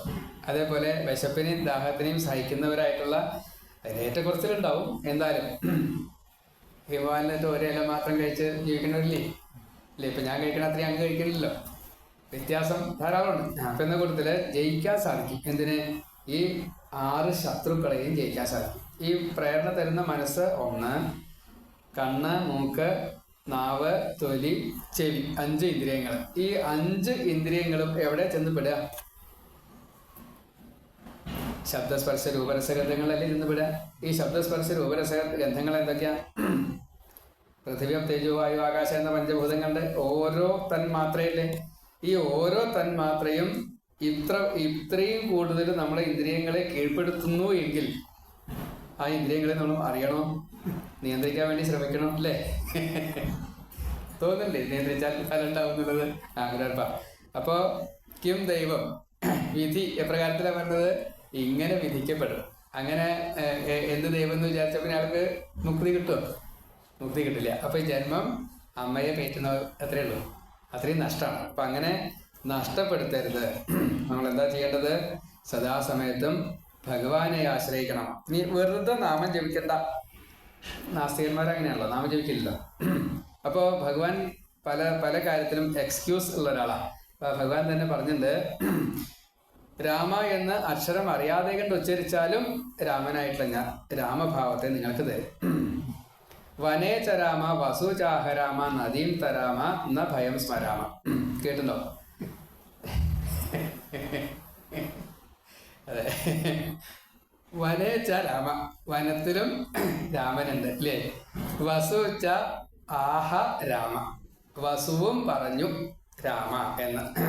നദീം തരാമ, നദീം താന്നായാൽ തന്നെ കടക്കുക എന്നായില്ല. ഈ വൈതരണി നദിയെ കടക്കുക, തരണം ചെയ്യുക എന്നുള്ള അർത്ഥമായി. രാമനാമം ചോദിച്ചു കഴിഞ്ഞാൽ വൈതരണി നദിയെ കടക്കാം. ന ഭയം സ്മ രാമ, രാമ എന്നുണ്ടെങ്കിൽ പിന്നെ ഭയം വേണ്ട. ഇതിൽ പറഞ്ഞ ശ്ലോകത്തിന്റെ അർത്ഥം എന്താ? വനേ ചരാമ, അതായത് ഒരു കള്ളൻ കുറച്ച് എന്തൊക്കെയോ കട്ടു. ആ കട്ടത് രാജാവിന്റെ കിങ്കരന്മാർ അറിഞ്ഞു എന്ന് മനസ്സിലായി. അപ്പൊ എന്താ ഉണ്ടാവുക? ഈ ഒരു കള്ള സംഘം, അപ്പൊ അവര് തമ്മിലുള്ള സംസാരമാണ്. അതെ, നമ്മൾ കെട്ടത് കിങ്കരന്മാർ അറിഞ്ഞു തോന്നുന്നത് നമ്മളെ കൊണ്ടുപോകും. അപ്പൊ അതുകൊണ്ട് വനേ ചരാമ, അടുത്ത കാടുണ്ടല്ലോ, കാട്ടിലേക്കാണ് കിടക്കാം. കാട്ടിലേക്ക് നടന്നിട്ട് അങ്ങനെ നടന്നു പോവാം. ചരാമ, ചരിക്കുക. പിന്നെ വസു ച ആഹരാമ, അതായത് വസു എന്ന് പറഞ്ഞു കഴിഞ്ഞാൽ ഈ വനവിഭവങ്ങൾ, സസ്യജാലങ്ങളും മറ്റേ ചാമയിലും വേണ്ടി എന്തെങ്കിലും വേണ്ടി അത് ആഹരിക്കാം, ആഹരാമ. പിന്നെയോ നദീം തരാമ, അത് കഴിഞ്ഞൊരു നദി ഉണ്ട്. ആ നദിയാണ് കടന്നു കഴിഞ്ഞാൽ പിന്നെ ന ഭയം സ്മരാമ, സ്മരിക്കുകയേ വേണ്ട. മനസ്സിലായില്ലേ? അങ്ങനെയാണ് കള്ളന്മാര്. അപ്പൊ ഭഗവാനായി എന്ത് കേട്ടു? വനേ ചരാമ, വനത്തിലും രാമനുണ്ട് ഇല്ലേ? രാമനുണ്ട് പറഞ്ഞു. വസു ച ആഹ രാമ. വസു എന്ന് പറഞ്ഞാൽ നമുക്ക് ഇവിടെ ഈ ശരീരം കിട്ടിയിട്ട് ഇവിടെ ജീവിക്കണമെങ്കിൽ, ഭഗവാന്റെ അനുഗ്രഹം കിട്ടണമെങ്കിൽ ഈ അഷ്ടവസ്തുക്കളുടെ അനുഗ്രഹമാണ്. കണ്ണിന്റെ ആയാലും സൂര്യചന്ദ്രന്മാർ ഇല്ലാതെ കണ്ട് നമുക്കിവിടെ ജീവിക്കാൻ പറ്റില്ല അല്ലെ? ഊർജ്ജം ദേവത ഇല്ലാണ്ട് പറ്റില്ല. ഇങ്ങനെ വരുണനായാലും ശരി, ഓരോ ഏത് ദേവന 14 ദേവന്മാർ, ഈ 14 ദേവന്മാരുടെയും അനുഗ്രഹം ഇല്ലാതെ കണ്ട് നമുക്കിവിടെ ജീവിക്കാൻ പറ്റില്ല. അപ്പോൾ അവരും കൂടി ഭഗവാനെ വിളിച്ചു എന്നാ. അപ്പോൾ ആ വസുക്കളെ തിന്നിട്ട് നമുക്ക് ഈ കാട്ടിലിങ്ങനെ കുറച്ചുണ്ട് കിടക്കാനേ. അപ്പൊ വസു ആഹരാം, വസുവിനെ നമുക്ക് ആഹരിക്കാം, എന്ത് വസുവിനും വിരോധമില്ല. പിന്നെയോ ന ഭയം നദീം തരാമ, അപ്പൊ നദീനെ കിടക്കാം. പിന്നെയോ ന ഭയം സ്മരാമ, പിന്നെ എന്തിനാ പേടിക്കുന്നത്? ഒന്നും പേടിക്കാനില്ല. അതാണ്. ഇങ്ങനെ ഭഗവാനെ എങ്ങനെ സ്മരിക്കണം? ശ്രീരാമ ശരണം സമസ്ത ജഗതാം രാമം വിനാ കാഗതി രാമേണ പ്രതിഹന്യതേ കരിമലം രാമായ കാര്യം നമ. രാമാത്രാസ്യതി കാലഭീമ ഭുജഗോ രാമസ്യ സർവം വശേ രാമേ ഭക്തി അഖണ്ഡിത ഭവതു മേ രാമ ത്വമേവാശ്രയാ. രാമൻ എന്നുള്ളത് സംസ്കൃതത്തിൽ വിഭക്തി ഉള്ളത്. ഈ മേപ്പത്തൂരിൻ്റെ കഥ കേട്ടില്ലേ? മേപ്പത്തൂർ ചെറിയ കുട്ടിയായിരിക്കുന്ന സമയത്ത് ആ വനമാലയിൽ ഉണ്ടത്. വിഭക്തി ചൊല്ലിയിട്ട് കൃഷ്ണനെ സ്മരിച്ചു എന്നാണ്. വല്ലതും പഠിച്ചോ എന്നൊക്കെ ചോദിച്ചപ്പോൾ എന്തൊരു കഥയാണ്. ഏതായാലും അപ്പോൾ പഠിച്ച വിദ്യ ഇപ്രകാരത്തിൽ പറഞ്ഞെടുത്തു. 7 അല്ലേ സപ്തമി എന്തായാലും പറയാ, എന്താ വെച്ചാൽ അത് അതെ അതെ. അപ്പോൾ രാമ ബാലഹ ബാലോ ബാലാഹ ഹേ ബാല ഹേ ബാല ഹേ ബാലാഹ എന്ന കൂട്ടത്തില് ഈ കൃഷ്ണോ രക്ഷതു എന്നാണ് അവിടെ പറഞ്ഞത്. കൃഷ്ണോ രക്ഷതു മാം ചരാചര ഗുരു കൃഷ്ണം നമസ്തേ സദാ കൃഷ്ണേന ഇവ സുരക്ഷിതോഹം അസകര കൃഷ്ണായ ദത്തം മന കൃഷ്ണാദേവ സമുദ്ഭവോ മമ വിഭോ കൃഷ്ണസ്യ ദാസോസ്മ്യഹം കൃഷ്ണേ ഭക്തി അചഞ്ചലാസ്തു ഭഗവൻ ഹേ കൃഷ്ണ തുഭ്യം നമ. 7 വിഭക്തിയും അതിൽ വന്നു എന്നാ. ഭക്തി എന്ന കൂട്ടത്തില് രാമനും ഇത് കൃഷ്ണൻ രക്ഷിക്കണോ എല്ലാ ചരാചരങ്ങളെ മുഴുവൻ ഇങ്ങനെ ഗുരുവായിട്ട് ഞാൻ ആ കൃഷ്ണനെ നമസ്കരിക്കണോ. ഞാൻ കൃഷ്ണന്റെ അതുകൊണ്ട് സുരക്ഷിതനാണ്. അതേപോലെ എൻ്റെ സകല ഇന്ദ്രിയങ്ങളും മനസ്സ് ഉൾപ്പെടെയുള്ളത് ഭഗവാനിലാണ് ഞാൻ വെച്ചിരിക്കുന്നത്. അതേപോലെ ഈ എല്ലാം ഉത്ഭവിച്ചിരിക്കുന്നത് അല്ലെ, സൃഷ്ടിയാദികളെല്ലാം വന്നിരിക്കുന്നത് ഭഗവാനിൽ നിന്നാണ്. ഞാൻ ആ കൃഷ്ണന്റെ ദാസൻ മാത്രമാണ്. എനിക്ക് എപ്പോഴും കൃഷ്ണന്റെ ഭക്തി തരയണമേ എന്ന് പ്രാർത്ഥിച്ചുകൊണ്ട് ആ കൃഷ്ണനെ ഞാൻ നമസ്കരിക്കുന്നു. ഹേ കൃഷ്ണ തുഭ്യം നമഃ. അതേപോലെ തന്നെ ശ്രീരാമൻ സമസ്ത ജഗതാം ശരണം, എല്ലാവരുടെയും ശരണീകരിക്കാൻ ഒരേ ഒരു ഈശ്വരനേ ഉള്ളൂ. അതാരാ? രാമനാണ് അല്ലേ. പറഞ്ഞു വന്നതിന്റെ കാര്യം, രാമൻ എന്നുള്ളത് ഭഗവാൻ രാമനോട് തൊട്ടുള്ളൂ. ഞാൻ എൻ്റെ മനസ്സിൽ എല്ലാ സമയത്തും എന്ത് പ്രവൃത്തി ചെയ്യുമ്പോഴും സന്തോഷിക്കുന്നുണ്ട് എന്ന ഭാവത്തിലെത്തുക. രാമ ശരണം സമസ്ത ജഗത. അപ്പൊ നമ്മൾ എങ്ങനെ വേണം? കുറച്ച് കൃത്യമായിട്ട് ഉണ്ടാക്കിക്കൊള്ളും. സന്തോഷം കുറച്ച് കൃത്യമായിട്ട് ഉണ്ടാക്കിക്കൊള്ളും. ഞാൻ ഇതാ അത് ചെയ്യാണ്, ഞാൻ ഇത് മറ്റേ പ്രവർത്തിക്കുകയാണ്, ഞാൻ ഇത് ചിന്തിക്കുകയാണ്, ഞാൻ ഇത് പറയുകയാണ്. 3 കരണങ്ങളാണ്, 3 കരണങ്ങൾ എന്നാ പറയാം. ഈ 3 പ്രവൃത്തി ചെയ്യുമ്പോഴും ഞാൻ എന്നെ സ്വയം സന്തോഷിപ്പിക്കുന്നു എന്ന ഭാവത്തിലെത്തുക. അതേപോലെ രാമം വിനാക്കാഗതി, ഈ സന്തോഷമില്ലാതെയാണ് ഭഗവാൻ ഇല്ലാതെ വല്ല ഗതിയുണ്ടോ? ഇല്ല. രാമനില്ലാണ്ട് വരാറിയ നമുക്ക് രാമനിലേക്കാണ് നമ്മൾ എത്തേണ്ടത്. അപ്പോൾ ഈ സന്തോഷമില്ലാതെ കണ്ട് നമുക്ക് ജീവിക്കാൻ കഴിയില്ല. രാമേണ പ്രതി ഹന്യതേ കലിമലാം. കലിയുടെ ദോഷങ്ങളെ മുഴുവൻ, ഇപ്പൊ ഈ ഷഡ്വൈരിയായാലും ഷഡൂർമിയായാലും ഷഡ് അരിയായാലും ഇപ്പൊ 6 ശത്രുക്കളും അല്ലേ, ഇതിനെ മുഴുവൻ പതിക്കാൻ വെറുതെ രാമനെ സ്മരിച്ചാൽ മതി. അതുകൊണ്ട് സന്തോഷത്തെ എപ്പോഴാണ് നമ്മുടെ സന്തോഷം നഷ്ടപ്പെടുക? വിരോധം വരാനുള്ള കാരണം എന്താ? നമ്മിൽ നെഗറ്റീവ് എനർജി വരുമ്പോഴാണ് അല്ലേ. അപ്പോൾ കൃത്രിമമായിട്ട് കുറച്ച് പ്രയത്നപ്പെട്ടുകൊണ്ട് അതിനെ ഒന്ന് മാറ്റി ചിന്തിക്കുക. അതിനൊരു സൂത്രമുണ്ട്. എന്താ സൂത്രം? എനിക്ക് ദേഷ്യം വരികയാണ്, അങ്ങയോടെ എനിക്ക് ദേഷ്യം വരികയെന്ന് കൂട്ടാ. നമ്മുടെ മനസ്സ് ചഞ്ചലാണല്ലോ, വളരെ എളുപ്പമാണ്. ആ മനസ്സിനെ ഒന്ന് കൃത്രിമമായിട്ട് ഒന്ന് പേരവിളിക്കാനെ കൊണ്ടുപോകുക. ആ കൊണ്ടുപോകുന്നത് നമ്മുടെ സന്തോഷത്തിനാണെങ്കിൽ, സന്തോഷിക്കുന്ന ഒരു അനുഭവത്തിലാണെങ്കിൽ നമുക്ക് വിടാൻ സാധിക്കും ഇല്ലേ. നമ്മൾ സാധാരണ ഒരു വിഷമം ഉണ്ടാകുന്ന അവിടുന്ന് ആൾക്കാരെ കൂട്ടിയിട്ട് എവിടേക്കെങ്കിലും കൊണ്ടുപോയില്ലേ, അത് സാരില്ല കേട്ടോ, ഒരാശയിക്കില്ലേ എന്ന കൂട്ടത്തിൽ നമ്മൾ നമ്മുടെ മനസ്സിനെ എവിടേക്ക് കൊണ്ടുപോകണം? നമ്മൾ അനുഭവിച്ച ഒരു സന്തോഷത്തിലേക്ക് കൊണ്ടുപോകണം. അപ്പോൾ രാമേണ പ്രതിഹന്യതേ കരിമലം, നമ്മുടെ ഈ കരിമലം തീർക്കാൻ സാധിക്കും. അതേപോലെ രാമായ കാര്യം സകലവിധ കാര്യങ്ങളും, കാര്യം എന്നുള്ളത് പ്രകൃതിയോട് ബന്ധപ്പെട്ടതാണ് കാര്യം. കാരണം എന്നുള്ളത് ഭഗവാനോട് ബന്ധപ്പെട്ടതാണ്. കാരണം ഭഗവാൻ ഉണ്ടാക്കുന്നു, കാര്യം നമ്മൾ ഉണ്ടാക്കുന്നു. നമ്മൾ ഇതിനെ കാര്യമായിട്ട് കണക്കാക്കുകയാണ്. സത്യം പറഞ്ഞാൽ അത് കാര്യമല്ല. പക്ഷേ നമുക്ക് ഞാനാ ചെയ്തത്, എന്നെയാണ് അത് ബാധിച്ചത് എന്ന് തോന്നുക. അപ്പോൾ അതിനെ ഒഴിവാക്കി കഴിഞ്ഞാൽ കാര്യം അത് വേണ്ട. എന്ത് വേണ്ട? എന്നെയല്ല ബാധിക്കുന്നത്, ഭഗവാനെ അതാ അങ്ങേക്ക് ഇരിക്കട്ടെ. അങ്ങനെ പറയാറില്ലേ നമ്മള്? എടുക്കാത്ത പൈസയൊക്കെ പണ്ടായിരത്തിലിടാറില്ലേ എന്ന കൂട്ടത്തില് അതിനെ പ്രാക്ടിക്കലായിട്ട് ചിന്തിച്ചോളൂ. നമ്മൾ നോട്ടും ഇതല്ല കൊണ്ടുവരുന്നത്. നമ്മളെന്താ കൊണ്ടുവരുന്നത്? നമ്മിലുള്ള ഈ നെഗറ്റീവ്സ് മുഴുവൻ എന്താ? ഭഗവാനെ ഇരിക്കട്ടെ അങ്ങേക്ക്. ധൈര്യമായിട്ട് കൊടുത്തോളാം, ഒരു പേടി മേടിക്കണ്ട. ഭഗവാൻ അത് സ്വീകരിക്കും. എന്ത് കപാലമാരി അല്ലേ. ഭഗവാൻ ഈ ദിവസേന വരികയാണ്. പ്രദോഷം തന്നെ നിങ്ങൾക്കൊക്കെ 13ാമത്തെ ദിവസം തിരി മാത്രമേ ഉണ്ടാവുള്ളൂ പ്രദോഷം. എനിക്ക് എല്ലാ ദിവസവും സന്ധ്യാ നേരത്ത് പ്രദോഷമാണ്. കാരണം എല്ലാ ദിവസവും മഹാദേവ എല്ലാ ദിവസവും വരെ നമശിവായ എല്ലാ ദിവസവും ജപിക്കണം. അപ്പോൾ പ്രദോഷത്തിന് ഈ 13ാം ദിവസം മാത്രം വെച്ചത് കുഴപ്പമായി. അത് വേണ്ട. എല്ലാ കാര്യം എന്താ വേണ്ടത്? നമ്മുടെ കാര്യം മുഴുവൻ ഭഗവാന് വേണ്ടിയിട്ട് കൊടുക്കുകയാണ്. എന്തിനു വേണ്ടിയിട്ട്? ഈ കരിമലം ഇല്ലാണ്ടേക്കാൻ വേണ്ടിയിട്ട്. പിന്നെയോ എല്ലാം രാമന്റെ വശത്തിലാണ്. ഒരു നെഗറ്റീവ് എനർജി നമ്മളെ ബാധിച്ചു വെച്ചാൽ ആ കാര്യം നമ്മളെ അല്ലാണ്ടായിട്ട് മാറാറില്ലേ? നമുക്ക് നിയന്ത്രിക്കാൻ പറ്റാറുണ്ടോ? പിന്നെ നമ്മുടെ മനസ്സ് അസ്വസ്ഥമായെങ്കിൽ ഏതെങ്കിലും തരത്തിൽ നമ്മൾ വിജൃംഭിതനായി എന്ന് കൂട്ടാൻ, പിന്നെ നമുക്ക് ആ കാര്യം നിവർത്തിക്കാൻ മറ്റൊരു സഹായമുണ്ട്. സന്തോഷിച്ചിട്ടാ ചെയ്യണമെങ്കിലോ അത് നമുക്ക് ഒറ്റയ്ക്ക് ചെയ്യാൻ സാധിക്കും അല്ലേ. അപ്പോൾ ആ ഒരു ഭാവത്തില് സർവം രാമസ്യ വശം. ഭഗവാൻ രാമന്റെ വശത്തിലാണ് എല്ലാം. അത് ശരി, നമ്മളും അവിടേക്ക് ഉയരുക.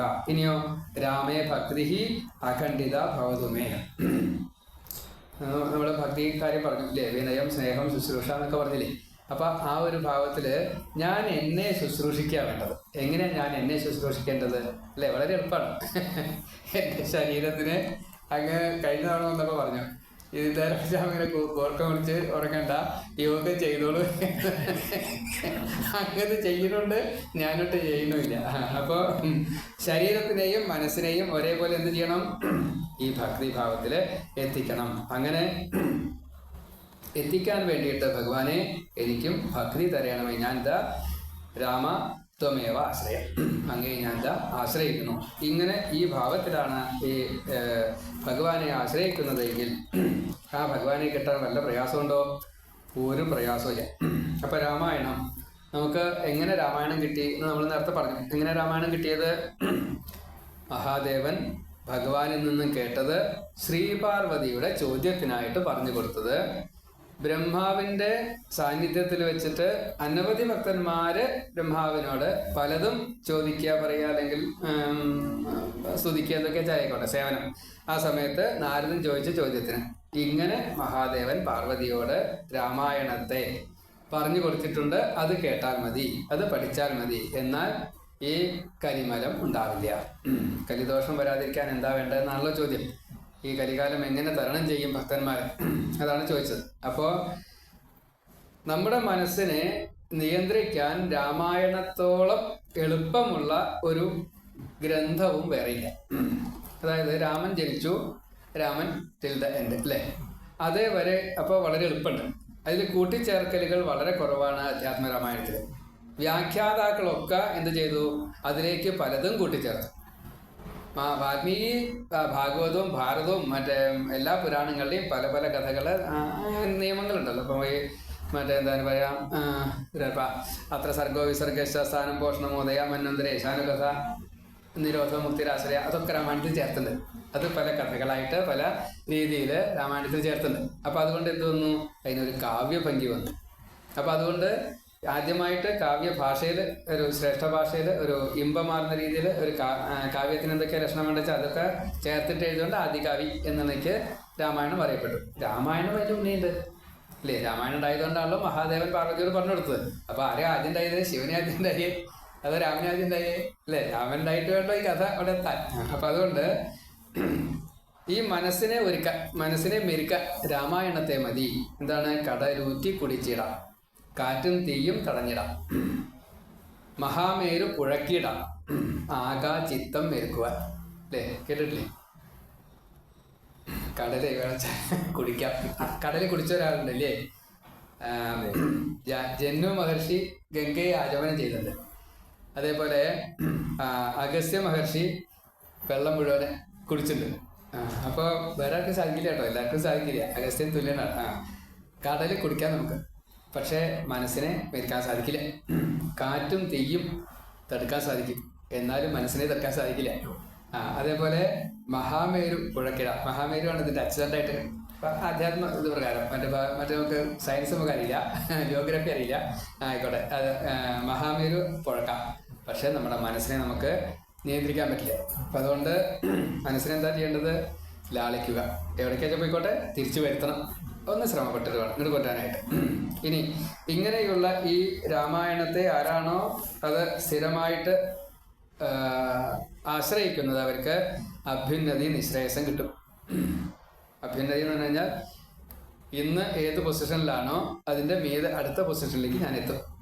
ഞാൻ വെച്ചാൽ നമ്മൾ ഓരോരുത്തരും ക്രമേണയായിട്ട് മുകളിലേക്ക് എത്തും. അതേപോലെ തന്നെ ഇത് കഴിഞ്ഞാൽ ഈ ശരീരത്തിൽ ഇരുന്നു കൊണ്ട് തന്നെ പ്രാരബ്ധം തീർത്തിട്ട് മുക്തിയും കിട്ടും. വേറെ ഒരു ഗ്രന്ഥത്തിനും പൂർണ്ണമായിട്ട് ഇത്രയും പറയാൻ സാധിക്കില്ല. രാമായണത്തെ പോലെ ഭാഗവതത്തെ പോലെ ഇത്ര ആധികാരികമായിട്ട് മുക്തി ഗ്രന്ഥം എന്ന് പറയാൻ സാധിക്കില്ല. ഇതിനെ നമുക്ക് എപ്രകാരത്തിൽ എല്ലാവരിലുമായിട്ട് എത്തിക്കാം? പദച്ഛേദ, പദാർത്ഥോക്തി, വിഗ്രഹോ, വാക്യയോജന, ആക്ഷേപശ്ച, സമാധാനം, വ്യാഖ്യാനം, ഷഡ്വിധം മതം. അല്ലേ? നമ്മളെന്താ ചെയ്യേണ്ടത്? കഥകളെ ഒന്നിങ്ങനെ വ്യാഖ്യാനം ചെയ്താൽ മതി. എങ്ങനെയൊക്കെയാണ് വ്യാഖ്യാനം ചെയ്യേണ്ടത് എന്നുള്ളത് ഏറ്റവും പ്രധാനമാണ്. ഇപ്പം ഞാൻ ക്ലാസ്സിലിപ്പോൾ നമ്മുടെ ക്ലാസ്സിൽ ഞാൻ ഇടയ്ക്കിടയ്ക്ക് ഇങ്ങനെ പാഖണ്ഡെന്ന് പറയും. പാഖണ്ഡത്തിൻ്റെ അർത്ഥം ആരെങ്കിലും ഒരാൾ പറഞ്ഞുതരുമെന്നാരും. പാഖണ്ഡം വെച്ചാൽ വേറെ ഒന്നുമില്ല, ഞാൻ എൻ്റെ ഇഷ്ടത്തിനനുസരിച്ച് ഈ കാര്യങ്ങളൊന്ന് വക്രിച്ച് പറഞ്ഞാൽ അതന്നെയാണ് പാഖണ്ഡം. അല്ലേ? ഇപ്പം നമ്മളിവിടെ ഇരിക്കുന്നത് എന്തിനു വേണ്ടിയിട്ടാണ്? നമ്മുടെ ജീവനെ ശുദ്ധമാക്കാനാണ് എന്ന് പൂർണ്ണ ബോധമുള്ള എത്രയൊക്കെ ഉണ്ടാവും അല്ലേ? നമ്മൾ കേൾക്കുന്നത് ഇന്ന് എന്തൊക്കെ കിട്ടും, ഇങ്ങനെ കിട്ടിക്കഴിഞ്ഞാൽ എന്തൊക്കെ രീതിയിൽ നമുക്ക് തടസ്സങ്ങളാണല്ലോ അല്ലേ? മുക്തിക്കുള്ള തടസ്സങ്ങളാണ്. ആ തടസ്സങ്ങളെ തീർക്കാൻ പറ്റും. അത് വിചാരിച്ചുകൊണ്ടാണ് ഇത് കേൾക്കേണ്ടതെന്നാണ്. ഇപ്പം നമ്മൾ എന്തെല്ലാം കാര്യങ്ങൾ പറഞ്ഞു, ഈ കാര്യങ്ങളൊക്കെ അതിന് പറ്റുന്നതാണോ? അതൊന്നും ചോദിച്ചാൽ നമുക്കറിയില്ല. നമ്മൾ അറിയാവുന്ന കുറേ കാര്യങ്ങൾ പറഞ്ഞു എന്ന് മാത്രമേ ഉള്ളൂ. അപ്പോൾ വ്യാഖ്യാനം ചെയ്യുമ്പോൾ അതിൽ ഏറ്റവും പ്രധാനമായിട്ട് ശ്രദ്ധിക്കേണ്ട ഒരു കാര്യം, ഇത് ഞാൻ പറയുന്ന എനിക്ക് ഇത് എൻ്റെ ഗുണത്തിന് വേണ്ടിയിട്ട് വരാവുന്ന രീതിയിൽ ഞാൻ പറയരുത്. അതേപോലെ തന്നെ കേൾക്കുന്ന നിങ്ങൾ, ഞാൻ ഒരേ കാര്യമാണ് പറയണം. നിങ്ങളെല്ലാവരും ഒരേപോലെയാണോ കേൾക്കുക? അല്ല, വ്യത്യാസം ഉണ്ടാവും. അപ്പോൾ അതിൽ ഒരു പാഖണ്ഡം വന്നാൽ അതും പ്രശ്നമാണ്. അപ്പോൾ അതും വരാൻ പാടില്ല. അതേപോലെ ഇതിൻ്റെ പദങ്ങൾക്കുള്ള അർത്ഥം, വാക്കിന് അർത്ഥമുണ്ട്, ശ്ലോകത്തിന് അർത്ഥമുണ്ട്, അതേപോലെ അക്ഷരങ്ങൾക്ക് അർത്ഥമുണ്ട്, സ്വരങ്ങൾക്ക് അർത്ഥമുണ്ട്. ഇപ്പം നമ്മൾ ആ എന്ന് പറഞ്ഞു വെച്ചാൽ ശരി, സമ്മതിച്ചു. ആ ആ ഇങ്ങനെയാണോ സംശയം അല്ലേ? ആ ആ ആ ആ ആ ആ അല്ലേ? വേദമകനല്ലേ ചൊല്ലുമ്പോൾ ഓരോ സ്വരമായിട്ട് സ്വരത്തിന് അർത്ഥമുണ്ടേ. അപ്പോൾ വളരെ വ്യത്യാസമാണ്. ഇനി അകാരത്തിൻ്റെ അർത്ഥം, വികാരത്തിൻ്റെ അർത്ഥം, ഇങ്ങനെ 16 സ്വരങ്ങൾക്കും പ്രത്യേകം അർത്ഥമാണ്. അതേപോലെ കവർഗത്തിനൊരർത്ഥം, സ്പർശാക്ഷരങ്ങൾ ഈ 5 വെവ്വേറെ അർത്ഥങ്ങളാണ്. അത് കാലും കയ്യും തോളും ഇങ്ങനെയൊക്കെയാണ് അർത്ഥങ്ങൾ വരിക. അപ്പോൾ ഒക്കെ മുഴുവൻ ഭൗതികം എന്ന് പറഞ്ഞാൽ ദേഹസംബന്ധിയാണ്. ഈ ദേഹത്തെ എത്രത്തോളം ഉപയുക്തമാക്കാൻ പറ്റുമോ അത്രത്തോളം ഉപയുക്തമാക്കാൻ വേണ്ടിയിട്ടാണ് ഇതൊക്കെ വെച്ചേർക്കുന്നത്. നമ്മൾ ഒരു സൂക്തം ചെല്ലുമ്പോൾ അതിൻ്റെ സൂക്തത്തിൽ മറ്റേ സ്വരങ്ങളുടെ മാത്ര വ്യത്യാസപ്പെടുമ്പോൾ ഫലത്തിന് വ്യത്യാസമുണ്ട്, കേൾവിക്ക് സുഖത്തിന് വ്യത്യാസമുണ്ട് അല്ലേ? 2 അക്ഷരങ്ങൾ, ഒരു സ്പർശാക്ഷരവും ഒരു സ്വരാക്ഷരവും കൂടി ചേരുമ്പോൾ ഉണ്ടാവുന്ന എനർജിയാണ് നമ്മുടെ ഈ സപ്തധാതുക്കളെ പുഷ്ടിപ്പെടുത്തുക. അപ്പോൾ സൂക്തം ചെല്ലുമ്പോൾ, മന്ത്രം ചെല്ലുമ്പോൾ നേരെ ചെല്ലില്ല വെച്ചാൽ കുഴപ്പമാണെന്ന് വെച്ചിട്ടാണ് ബ്രാഹ്മണർ മറ്റുള്ളവരുടെ അടുത്ത് പറയണത് അങ്ങനെ ചെയ്യരുത്, ചെല്ലരുത് എന്നൊക്കെ പറയണത്. പക്ഷേ ഇപ്പം ഞാനും ഒരുപോലെയാണല്ലോ, നമ്മളെല്ലാവരും ഒരുപോലെയല്ലേ? അപ്പോൾ ഈ പാകണ്ണ അവിടെ വന്നു. പക്ഷേ അങ്ങനെ വന്നാത്ത ദോഷം എന്താ? അതിൻ്റെ ഗുണം കിട്ടില്ല എന്ന് മാത്രമല്ല, കേൾക്കുന്നവർക്കും അതിൻ്റെ ഒരു നെഗറ്റീവ് വരും. അപ്പം അത് വരാതിരിക്കാൻ നമ്മൾ നല്ലോണം ശ്രദ്ധിക്കണം. അപ്പം അതുകൊണ്ട് ഓരോ സൂക്തങ്ങൾക്കും അതിൻ്റെ നേരിട്ടുള്ള വാച്യാർത്ഥം, പിന്നെ അതിൻ്റെ വ്യംഗ്യാർത്ഥം, ഒരേ കാര്യം തന്നെ ശ്രേഷ്ഠാർത്ഥമായിട്ട് പല അർത്ഥങ്ങളായിട്ട് വരും. ഇതൊന്നും അല്ലാതെ കണ്ട് ഗൂഢാർത്ഥം ഒളിഞ്ഞിരിക്കണ്ടോ? അതേപോലെ തന്നെ അതിൻ്റെ മർമ്മം വേറൊന്നാണ് ഉണ്ടാവില്ലേ? ഭഗവാന്റെ എത്തുക എന്നുള്ളതാണ് ലക്ഷ്യം. അപ്പോൾ കുന്തി സ്ഥിതി വായിക്കുമ്പോൾ നമുക്ക് തോന്നും ഇങ്ങനെ ആപത്ത് തരും എന്ന് ആരെങ്കിലും പറയുക, അതല്ല ഉദ്ദേശം. അപ്പം അതിൽ ഗൂഢവും മർമ്മമൊക്കെ വേറെയാണ് അല്ലേ? ഇങ്ങനെ പദച്ഛേദം, അതേപോലെ തന്നെ ഇപ്പം നമ്മൾ ചുക്കുമൂൾ അകുതി എന്ന് പറഞ്ഞാൽ പഴച്ചില്ലേ? ചുക്കമൂൾ അകുതി ഇപ്പം പദച്ഛേദം പഴിച്ച ആകെ പോയി. അപ്പം അർത്ഥം വ്യത്യാസം വന്നു. അതുപോലെ അന്വയിക്കേണ്ടത് എവിടേക്കാണ് അന്വയിക്കേണ്ടത്? എല്ലാം ഭഗവാങ്കലിക്ക് അന്വയിക്കണം, വേണ്ടേ?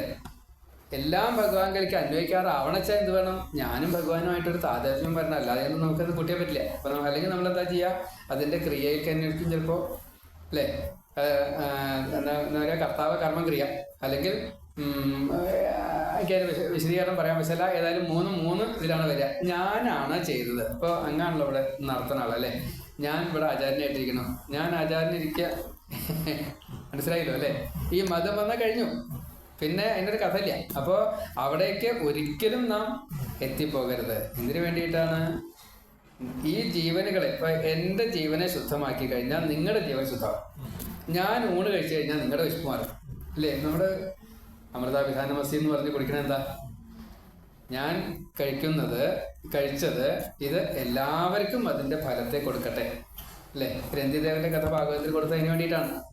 ഭഗവാനെ, അങ്ങേ ചണ്ടാലനായിട്ട് വന്ന അങ്ങയിലുള്ള ഈ ഈശ്വരൻ ഇതാ ഇപ്പോൾ എനിക്ക് അവസാനമായിട്ട് കിട്ടിയ ഇത്തിരി ബാക്കി തരാം. ഇത് കുടിക്കുമ്പോൾ ആ ഈശ്വരൻ കുടിച്ചിട്ട് എല്ലാവരുടെയും ദുഃഖം തീരട്ടെ എന്നാണ്. അഥവാ ഒരു ലേശം ദുഃഖം ബാക്കി വരേണ്ട വെച്ചാൽ അതെനിക്ക് തന്നോളൂ. എന്നാൽ ഈ ജനങ്ങളൊന്നും ദുഃഖിക്കില്ലല്ലോ. ജനങ്ങൾ ദുഃഖിക്കാതെ ഇരുന്നാലത്തെ ഗുണം എന്താ? രാജാവിന് അതിൻ്റെ ഒരു ഭാഗം കിട്ടില്ലേ? 6-1 രാജാവിന് കിട്ടുമല്ലോ. അപ്പം ആ ദുഃഖത്തിൽ നിന്ന് ഞാൻ തന്നെ മോചിതനാവണതേ. അത്ര വ്യാപ്തിയോട് കൂടിയിട്ടാണ് ആ സ്തുതി. അപ്പം ഇങ്ങനെ ഓരോ വാക്കിനും അത്രയും കൂടുതൽ, ഓരോ ശ്ലോകത്തിനും ഓരോ അക്ഷരത്തിനും അർത്ഥം ആര് കൽപ്പിച്ചു? വ്യാസൻ കൽപ്പിച്ചു. നമ്മളോ? നമുക്കറിയില്ല. അപ്പം നമ്മളെന്താ ചെയ്യുക? അക്ഷരങ്ങളിലൂടെ പോവുക. എന്തോ ആയിക്കോട്ടെ, നമുക്കറിയില്ല. എപ്പോഴാണോ നമുക്ക് അറിവിന് സ്വാംശീകരിക്കാൻ സാധിക്കുന്നത് അതുവരെ ഇത് കൊണ്ട് നടക്കാം. പരമാവധി പറ്റാവുന്ന രീതിയിൽ അറിയാവുന്ന ഭാഷയിലായാൽ അതിനെ മനസ്സിലാക്കാൻ സാധിച്ചെങ്കിൽ ആ രീതിയിൽ അതിനെ കൊണ്ടു നടക്കുക. പിന്നെ പറഞ്ഞു സ്ഥിരമായിട്ട് ചെയ്യണം, അതും പറഞ്ഞു. വാച്യാർത്ഥം, വ്യംഗ്യവും, ശ്രേഷം, ലക്ഷ്യം, ഗൂഢം, രഹസ്യവും, സ്പർശാക്ഷര, സ്വരചേർച്ച, ഗുണം, ഈണം, ഫല അർപ്പണം മുഴുവൻ നമുക്ക് സ്വീകരിക്കാൻ സാധിക്കുമാറാകട്ടെ എന്ന് പ്രാർത്ഥിക്കുന്നു.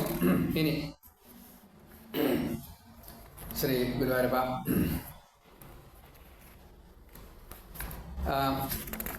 എന്താണ് ഇപ്പോൾ നമ്മൾ വായിച്ചു വെച്ചാൽ അതിനെക്കുറിച്ച് ഒന്നിങ്ങനെ നോക്കാം.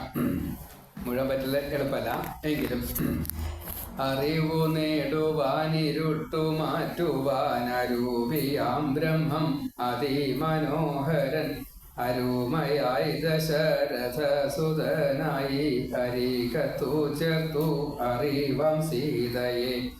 അറിവില്ലാ ജനം അവരൊത്തു ചെയ്ത അതിവിശേഷമാ നടനം കണ്ടിട്ട് അതിവിപത്താണെന്നറിഞ്ഞു സാദരം അതികായ പദം പിടിച്ചു സർവദാ.